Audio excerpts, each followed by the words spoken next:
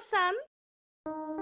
Il était une fois un vieux meunier et son âne retraité qui l'accompagnaient depuis des années. Le meunier fabriquait de la farine avec le maïs que son âne fidèle transportait pour lui depuis les champs. L'âne du vieux meunier a vieilli avec le temps.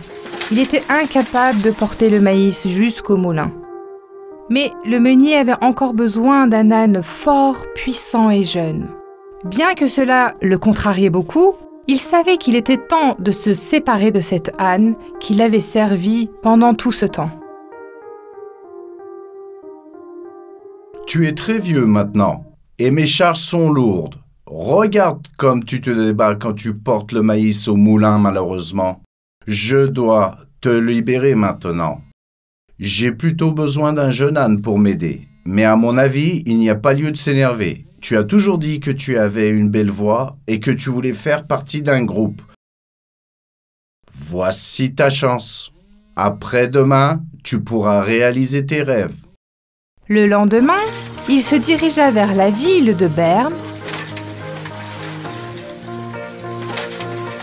Après avoir marché un certain temps, il vit un vieux chien en pleurs dans le jardin d'une maison.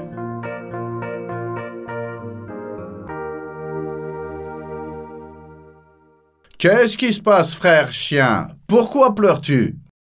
Pourquoi je ne pleurerai pas? J'ai perdu toute ma nourriture. Mon maître est allé en ville pour un travail important et n'est toujours pas revenu. Il semble qu'il ne reviendra pas avant un certain temps. Il m'a envoyé des nouvelles pour que je prenne soin de moi. Mais à cet âge, où puis-je trouver des os?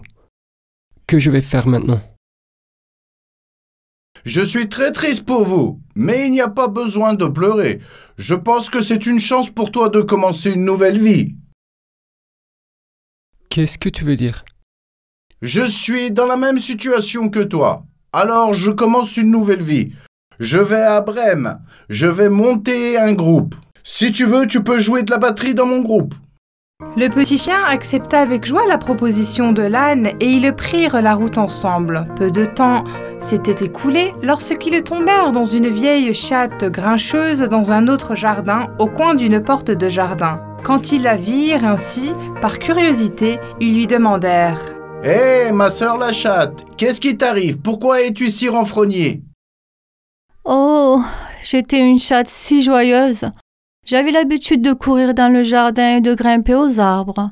Les souris étaient terrifiées par moi. Mais maintenant, je suis si vieille. Tout ce que je désire, c'est me blottir et dormir sur un oreiller. Les souris sautent tout autour de moi et ne se préoccupent pas du tout de moi.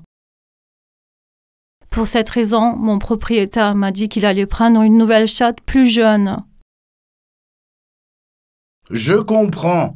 Rejoins-nous et viens à Brême avec nous. Nous étions dans la même situation que toi, mais maintenant nous nous dirigeons vers une nouvelle direction pour monter un groupe. N'aimerais-tu pas changer de vie toi aussi? Bien sûr que si, et mes griffes fonctionnent toujours. Je peux très bien jouer de la guitare. Tous les trois prirent la route. Peu de temps s'est écoulé lorsqu'ils rencontrèrent un coq assis en haut d'une clôture près d'une ferme. Le coq avait l'air assez triste.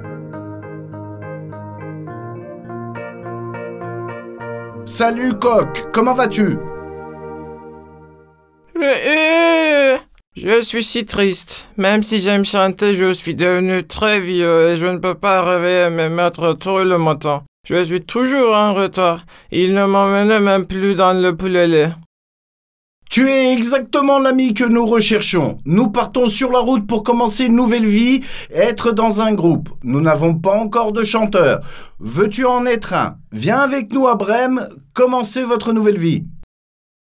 Le coq accepta leur offre avec joie et réjouit le groupe qui poursuivit sa route.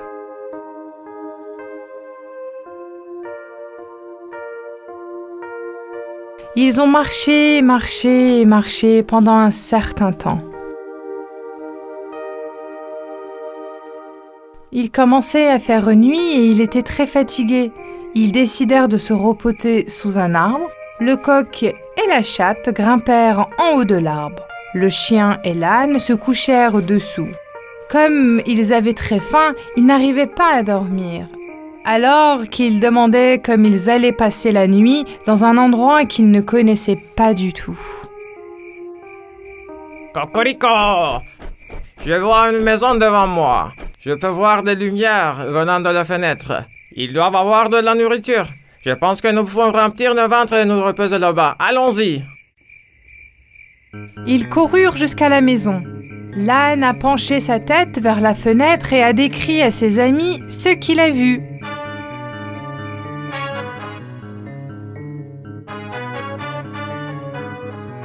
Il semble qu'il y ait 3 bandits à l'intérieur.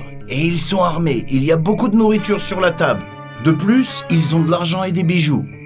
L'âne a commencé à élaborer un plan.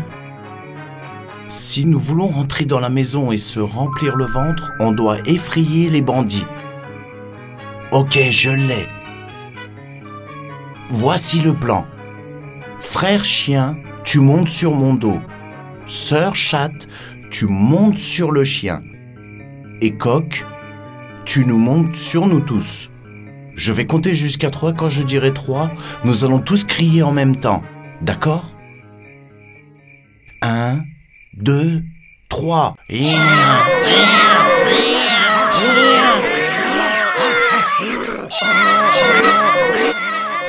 Tout en criant en même temps, ils ont commencé à faire des sons étranges. Les bandits qui ont entendu ces grands cris de l'extérieur ont été terrifiés et se sont partis en courant, laissant tous derrière eux. Excités par la réussite de leur plan, les 4 amis sont entrés à l'intérieur. Waouh, il y a de la bonne nourriture ici. Regardez, ils ont même du foie et du lait. Vous voyez comme ce beefsteak est gros? Tout le mets est à moi, je m'en occupe. Ils s'assirent ensemble autour de la table et mangèrent à leur faim. Après s'être remplis, la panse et la somnolence s'emparent d'eux. Ils éteignirent donc les lumières et s'endormirent d'un doux sommeil. Épiant la maison de l'extérieur, les bandits voulurent à nouveau entrer dans la maison pour savoir ce qu'il se passait. Ils ont choisi un membre du groupe pour aller vérifier la maison. L'un d'entre nous doit regarder autour de la maison. Va regarder à l'intérieur, puis fais-nous savoir. Pourquoi c'est toujours moi qui dois aller voir? Parce que tu es le plus intelligent et le plus courageux d'entre nous. Vraiment? C'est vrai? Oui, bien sûr. Allez, vas-y.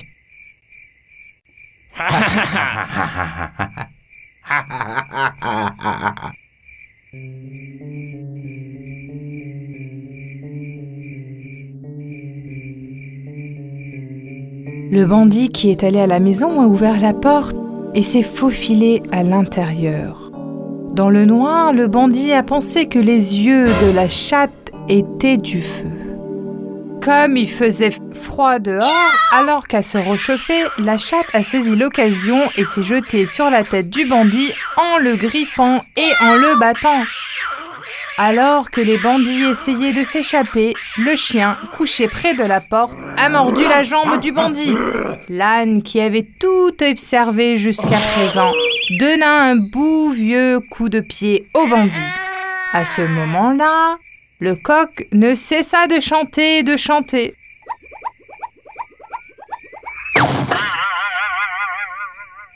Cours! N'entrez plus jamais dans cette maison, c'est trop dangereux pour nous maintenant.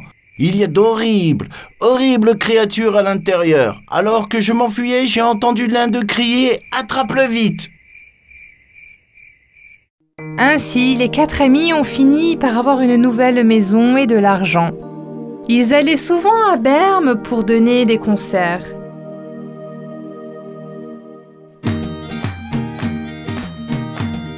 Les habitants de la ville ont appris à les connaître et les ont beaucoup aimés. L'âne jouait de l'harmonica, le chien de la batterie, le chat de la guitare et le coq était le chanteur principal. Les 4 amis vécurent heureux ensemble et réalisèrent leurs rêves jusqu'à la fin de leur vie.